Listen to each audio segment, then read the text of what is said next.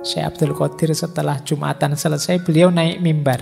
Kemudian tanya pada hadirin sholat Jumat, beliau tanya, apakah kalian sudah melihat karomahku? Ya mereka belum lihat apa-apa. Tiba-tiba ditanya, ya mereka bilang, loh kami tidak melihat apapun. Ya biasa saja, ini kita masih baru selesai sholat Jumat. Terus beliau berkata, sekarang aku ingin bertanya pada kalian, tolong jawab dengan jujur. Apakah kalian pernah melihatku meninggalkan sholat fardu? Ya mereka menjawab, tidak pernah. Pernahkah kalian melihatku meninggalkan puasa Ramadan? Tidak, jawab mereka. Pernahkah melihatku berbohong? Pernahkah kalian melihatku mengambil haknya orang lain? Pernahkah kalian melihatku bergunjing? Mereka juga menjawabnya tidak. Apakah sholat yang aku kerjakan berbeda dengan sholat yang Rasulullah kerjakan? Tidak. Apakah khutbahku berbeda dengan khutbahnya Rasulullah? Tidak. Terus diakhiri oleh Syekh Abdul Qadir Jailani, itulah sesungguhnya karomah terbesarku, yaitu istiqomah. Makanya istiqomah itu khairun min alfi karomah.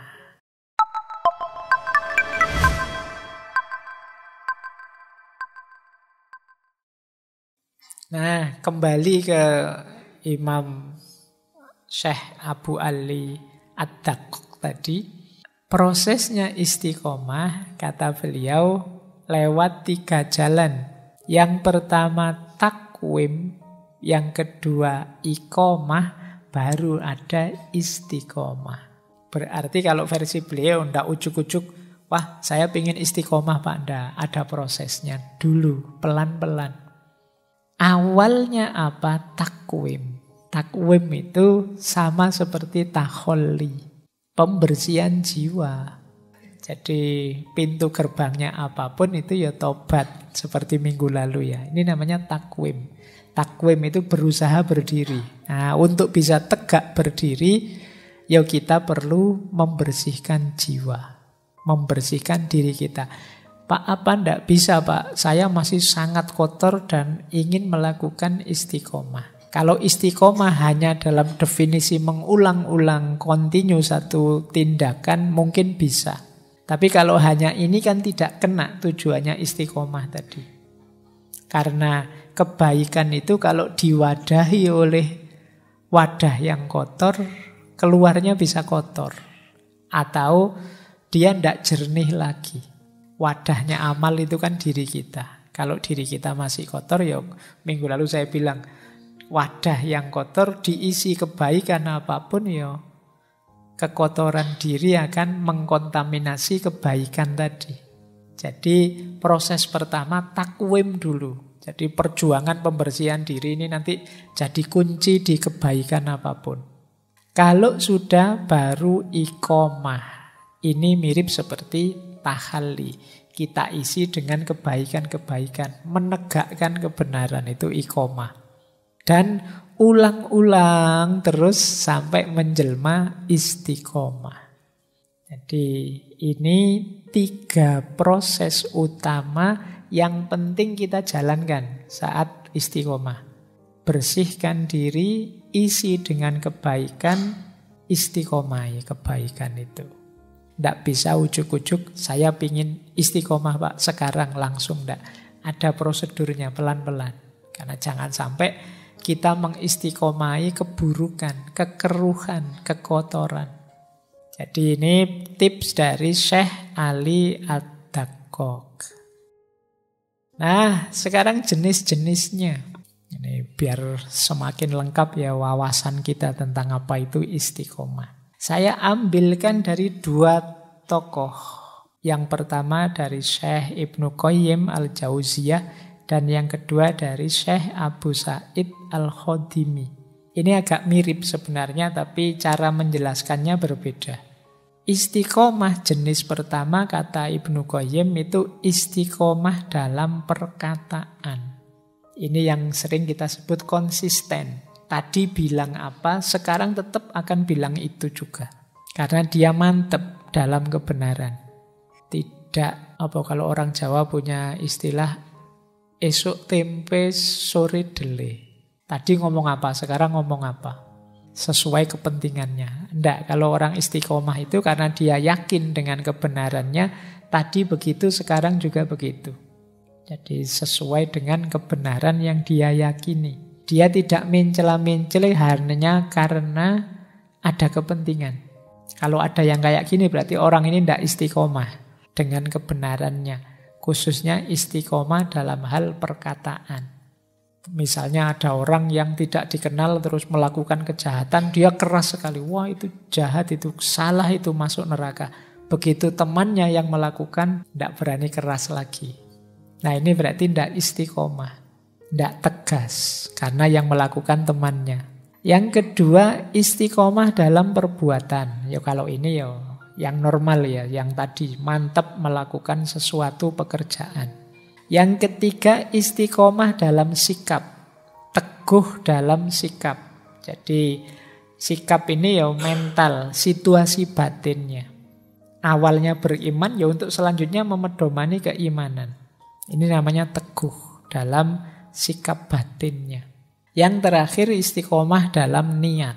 Nah, jadi kalau sudah niat dikuati terus istiqomai, dijalankan terus seperti itu. Nah, ini namanya istiqomah dalam niat.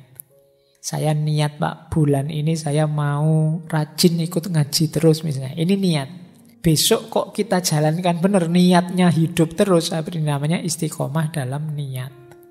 Terus niat ini dikatakan, dibunyikan, Pak saya janji bulan ini ngaji terus.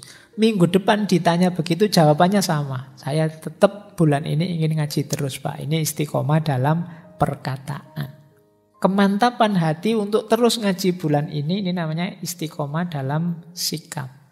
Tiap malam Kamis hadir ke sini, ini namanya istiqomah dalam perbuatan.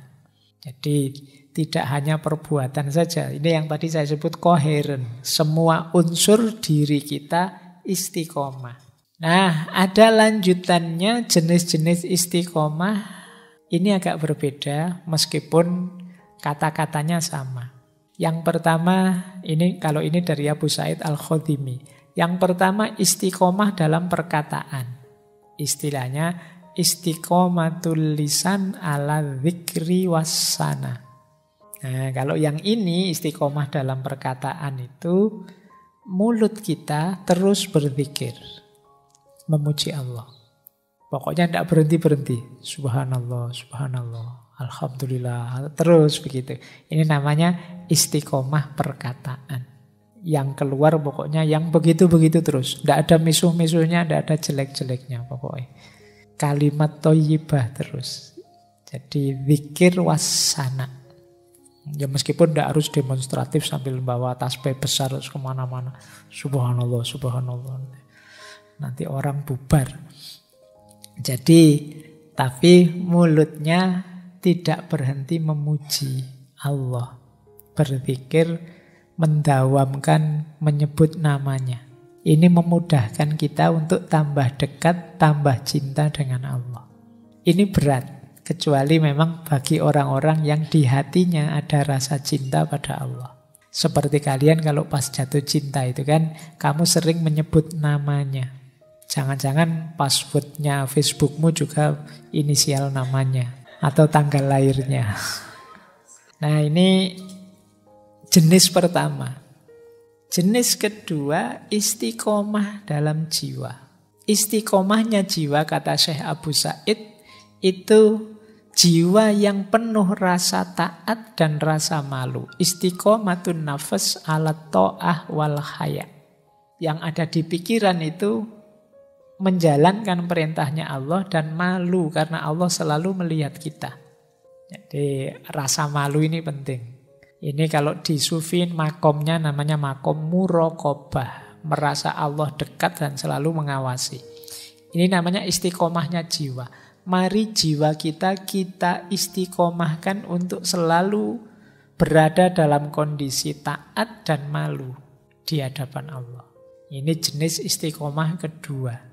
Istiqomah ketiga, istiqomahnya hati. Ini istilahnya adalah istiqomatul qalb alal khauf war roja. Kondisi hati yang takut dan sekaligus berharap pada Allah terus-menerus. Nah, ini namanya istiqomatul qalb. Ada yang keempat, istiqomatur ruh. Istiqomatur ruh ala siddiq was sofa. Ini roh yang senantiasa sibuk dalam kebenaran dan kesucian. Menjauhi segala yang kotor, yang keruh, yang bohong, yang curang, dan lain sebagainya. Ini namanya istiqomatur ruh. Dan paling tinggi istiqomatus sir, yaitu istiqomatus sir ala ta'zim wal wafa. Jadi kondisi jiwa yang senantiasa, sir itu jiwa yang paling dalam, senantiasa mengagungkan Allah dan menepati janjinya pada Allah untuk menomorsatukan Allah dalam kehidupan. Ini namanya istiqomatus sir. Jadi yang paling luar perkataan, masuk sedikit ke jiwa, masuk lagi ke hati, masuk lebih dalam lagi ke ruh, masuk yang paling dalam sir. Jadi ini lapisan-lapisan jiwa kita. Kalau dalam tasawuf, semuanya perlu karakter istiqomahnya masing-masing. Oke, baik, ini nanti mungkin lain waktu kita jelaskan lebih dalam tentang level-level jiwanya manusia ini. Yang penting kita tahu tempatnya istiqomah itu ternyata luas dan dalam. Nah, ini membangun keistiqomahan. Kalau ini latihannya ya. Yang pertama ada pembiasaan, yang kedua ada perencanaan, yang ketiga ada tipsnya, strateginya. Untuk bisa istiqomah kita perlu membiasakan yang pertama penguasaan diri.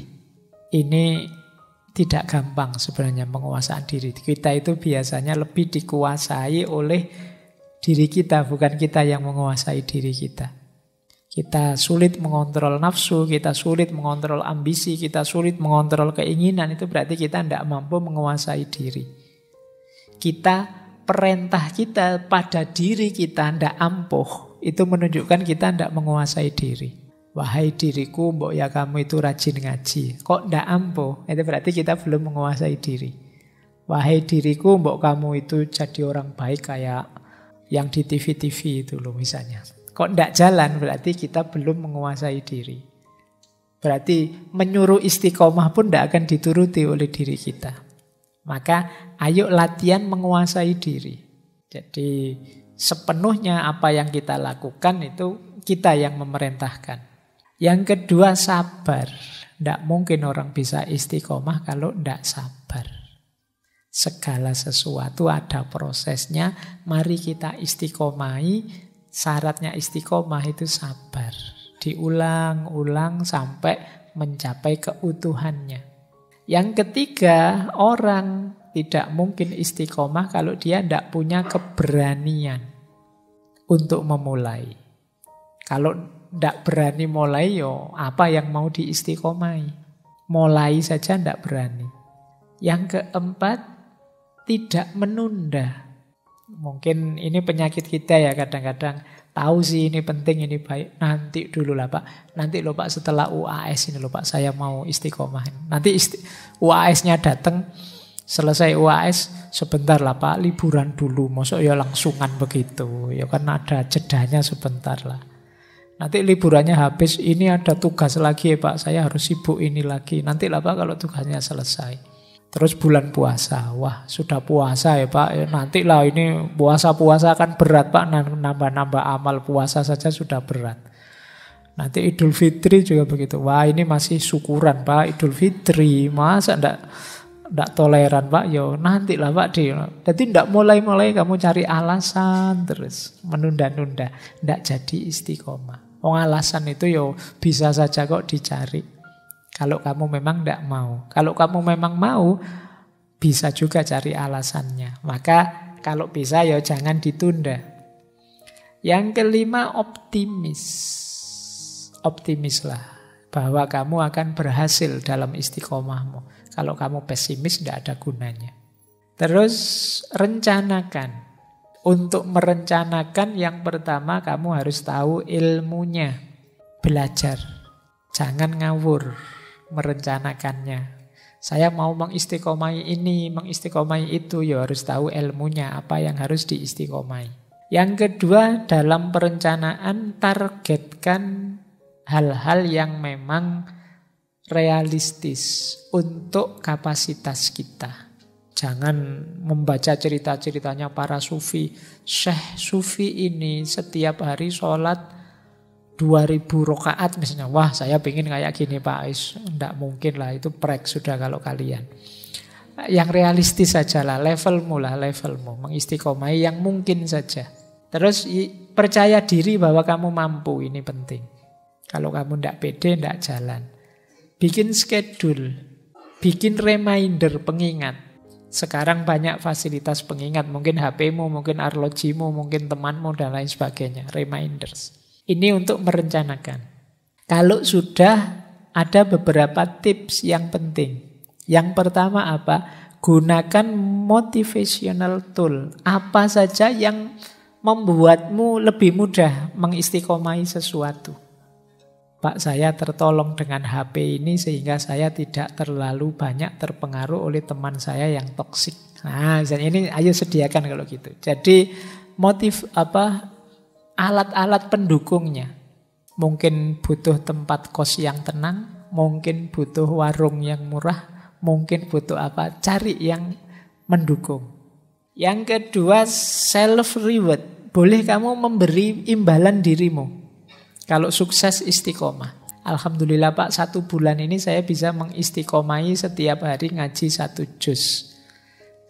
Sekarang hadiahnya boleh beli di restoran yang paling mahal yang bisa saya jangkau makannya. Misalnya ini self reward namanya. Boleh kalian menghadiahi dirimu. Tidak usah nunggu dihadiahi orang, tidak mungkin lah. Hadiahi dirimu sendiri. Wong kamu ulang tahun aja ya tidak ada yang mengucapkan. Hadiahi dirimu sendiri saja. Alhamdulillah saya sukses ini. Rewardnya adalah ini untuk dirimu. Syukur-syukur rewardnya yang lebih menguatkan istiqomahmu. Terus strategi lagi, lanjutkan. Meskipun kadang khilaf.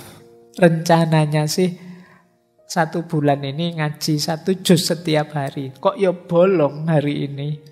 Tidak apa-apa. Bolong sekali tidak apa-apa. Lanjutkan lagi. Tapi jangan dibiasakan.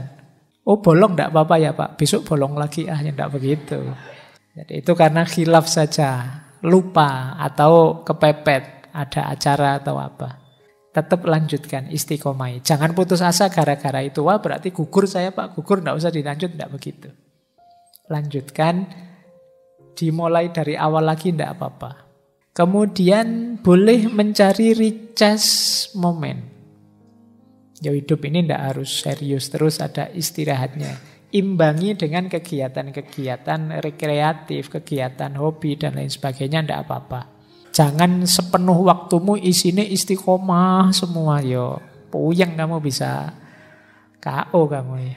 Nggak, ya nanti diimbangi dengan aktivitas santainya ada. Ya saya sering mengkritiki HP, bukan berarti HP-mu kamu buang, saya pokoknya ngaji tok, ya ndak begitu. Sekali-sekali ditengok, tapi jangan mabuk HP. Jadi ini namanya recharge moment, penyegaran. Nanti ada dalilnya. Singkirkan pikiran buruk, hindari pengaruh buruk. Ini penting. Untuk membangun keistiqomahan.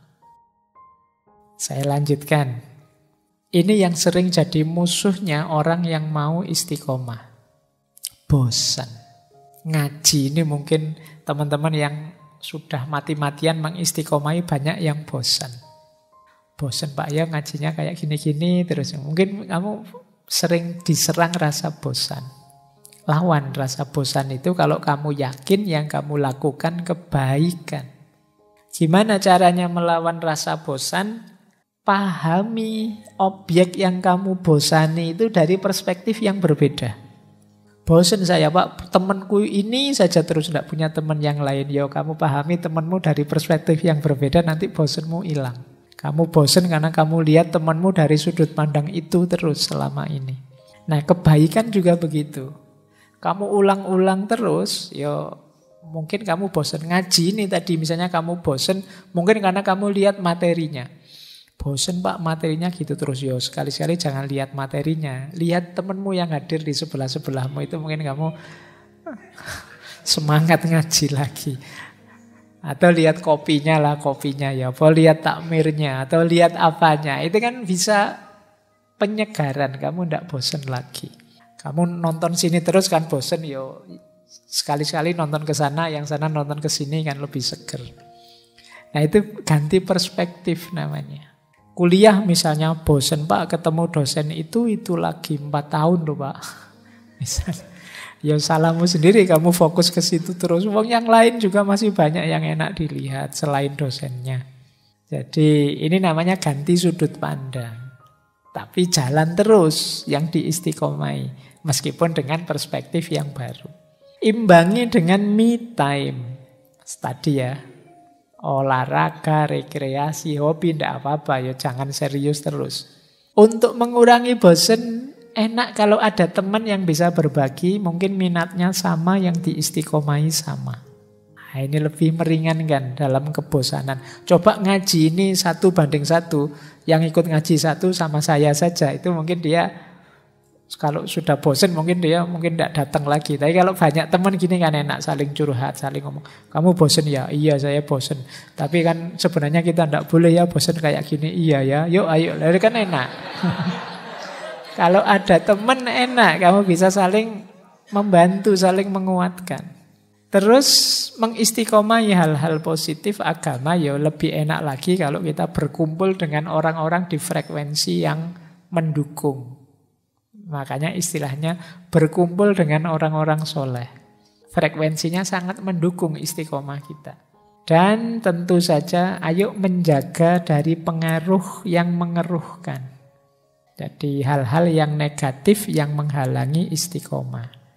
Terakhir tentu saja berdoa. Ini yang bisa mengatasi rasa bosan kita. Ini contoh doa ya, ini doanya aulia, dulu pernah kita bahas, Syekh Hasan Al-Basri. Ini doa dari beliau meminta istiqomah. Allahumma anta Rabbuna farzuqnal istiqomah.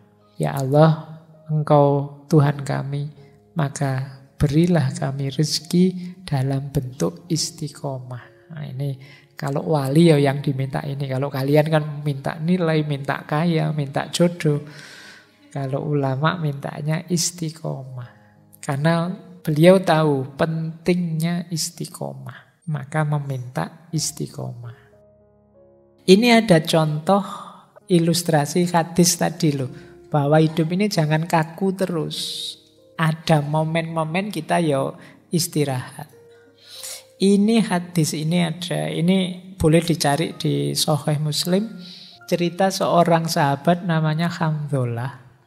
Hamdullah ini serius ingin menjalankan agama. Cuma beliau ini mengeluh begini. Satu ketika beliau mendengarkan Rasulullah ceramah, cerita tentang surga, neraka. Wah itu waktu pengajian itu saya harus serius menjalankan agama.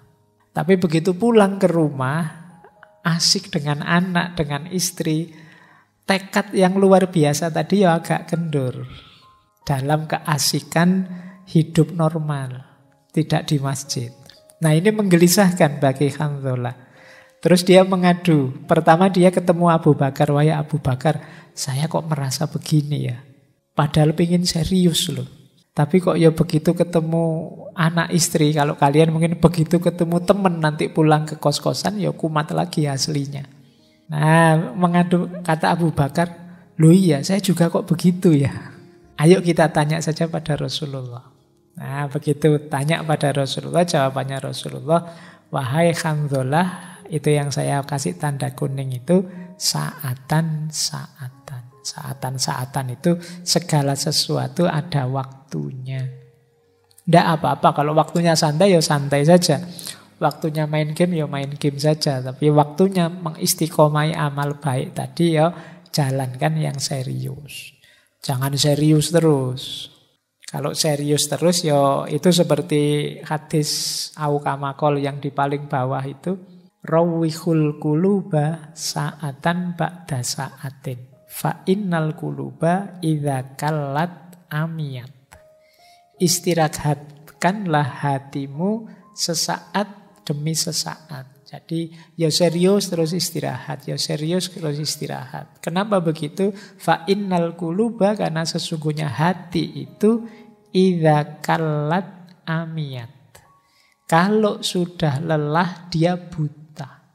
Hati itu kalau sudah lelah sampai puncak kejenuhan, puncak kebosanan, itu kan tidak jernih lagi. Maka ayo yo serius, tapi nanti ada istirahatnya, ada mainnya sebentar, rekreasinya sebentar, tidak masalah. Ya seperti istilah kalian hari ini itu loh, kalau ada orang sudah tidak karu-karuan kan kita menyebutnya, oh kamu kurang piknik. Kenapa kurang piknik? Kamu terlalu serius selama ini. Ayo sekali-sekali piknik. Baik, ini contoh tadi ya, bahwa yo memang perlu me time, perlu waktu tertentu untuk kita menikmati hidup ini biar kita juga bisa bersyukur. Nah, kalau diringkas ini, jalan kita untuk bisa kuat istiqomahnya, yang pertama kita harus paham tujuannya, set goals. Yang kedua, stay fokus, jaga fokus terus-menerus. Yang ketiga, do not procrastinate, jangan ditunda-tunda. Yang keempat, share, biar tidak apa-apa orang tahu target-target istiqomahmu.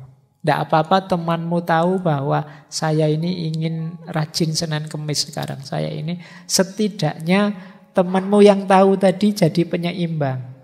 Siapa tahu kamu lupa khilaf. Loh katanya mau Senin Kemis malah pagi-pagi ngajak sarapan misalnya.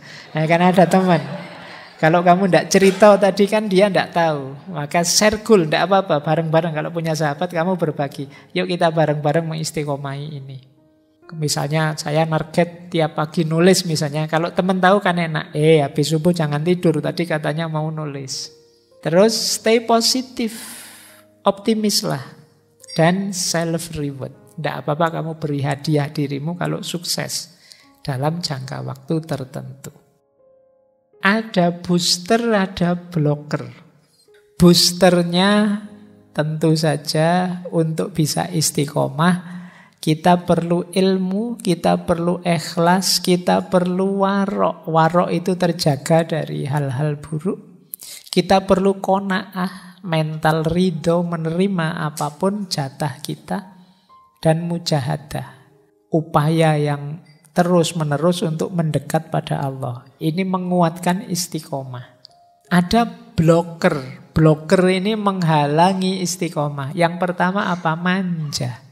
Tidak tahan banting. Ada kesulitan sedikit saja bubar istiqomahnya. Ini namanya manja.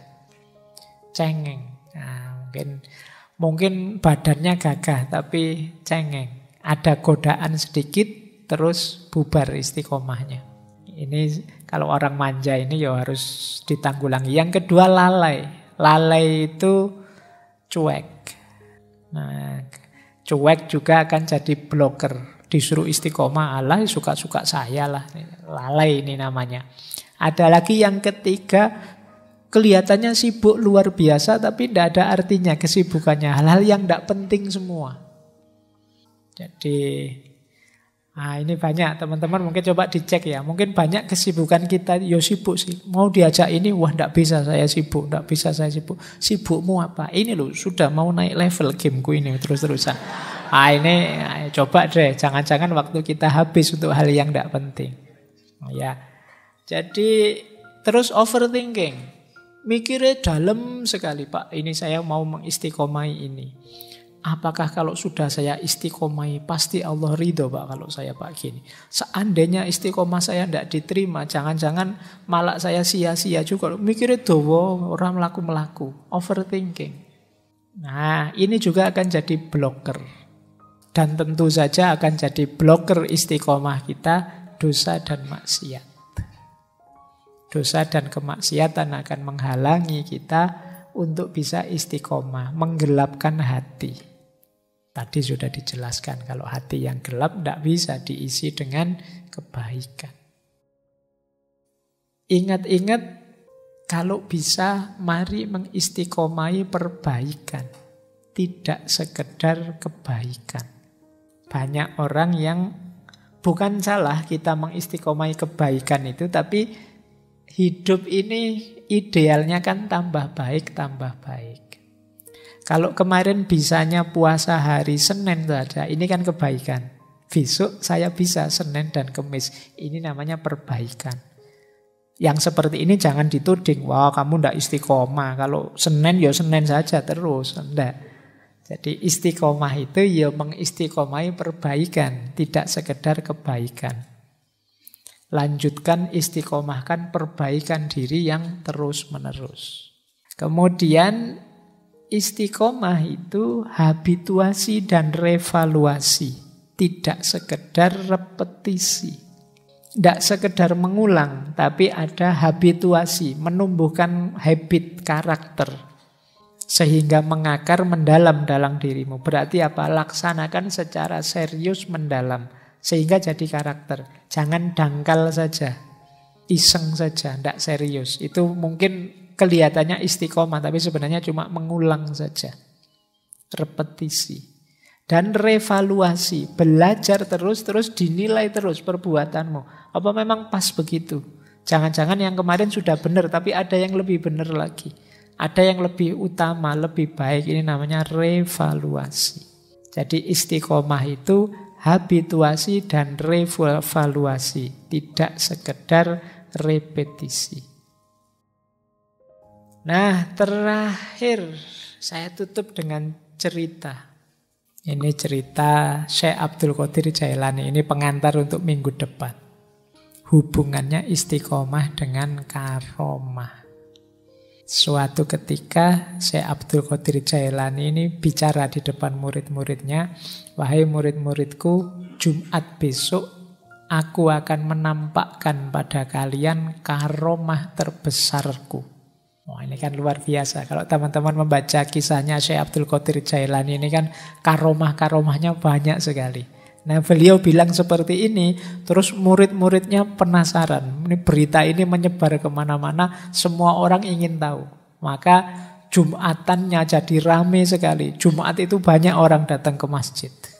Nah, terus ya seperti biasa ritual-ritual ibadah Jumat, Syekh Abdul Qadir setelah Jumatan selesai, beliau naik mimbar. Kemudian tanya pada hadirin sholat Jumat, beliau tanya, apakah kalian sudah melihat karomahku? Ya mereka belum lihat apa-apa. Tiba-tiba ditanya, ya mereka bilang, loh kami tidak melihat apapun. Ya biasa saja, ini kita masih baru selesai sholat Jumat. Terus beliau berkata, sekarang aku ingin bertanya pada kalian. Tolong jawab dengan jujur. Apakah kalian pernah melihatku meninggalkan sholat fardu? Ya mereka menjawab, tidak pernah. Pernahkah kalian melihatku meninggalkan puasa Ramadan? Tidak, jawab mereka. Pernahkah melihatku berbohong? Pernahkah kalian melihatku mengambil haknya orang lain? Pernahkah kalian melihatku bergunjing?